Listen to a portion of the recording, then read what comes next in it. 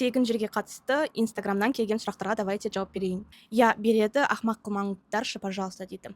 Достар, бұл жерде айтып жатқанымдай алдыңғы жауаптарда да сену, сенбеу әркім өзінің қалауында.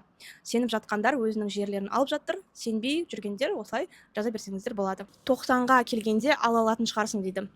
Достар, егер кімде-кім жерге өзі тастай алып жатқандар болса, сіздерге лайфхак ИЖС бойынша, очередьпен тұратын бойынша, бір тастаған кезде 3-4 жерге бірден очередьқа тастасаңыздар болады. Неге? Себебі оңтүстік аймақтарда уже алу мүмкіндігі азырақ, ал басқа жақтарға, неге шығысқа, неге батысқа тастап көрмеске? Сол жақтағы қалаларға тастасаңыздар, қайсы очередіңіз тезірек келеді, сол очередь бойынша аласыздар. Очередсіз тағы да 3 түрлі тегін жер алуға болады. Бермей тұр ғой сол қатысты жерімізді дейді.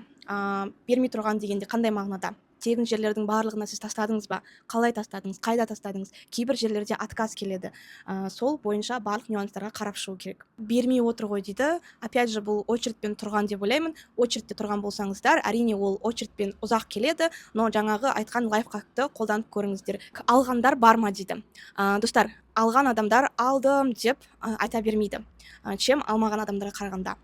Неге? Алған адамдар тыныш қана өзінің қалған осы 4 түрлі жерін алуды қарастырып отыр. Яғни бұл 2003 жылдан бері тегін жер алынып келе жатыр, және де оны біліп алып жатқандар да қаншама, білмей жатқандар қаншама. Егер толық тегін жер туралы білгің келсе, менің шапка профилімдағы тегін жер алу каналын көр.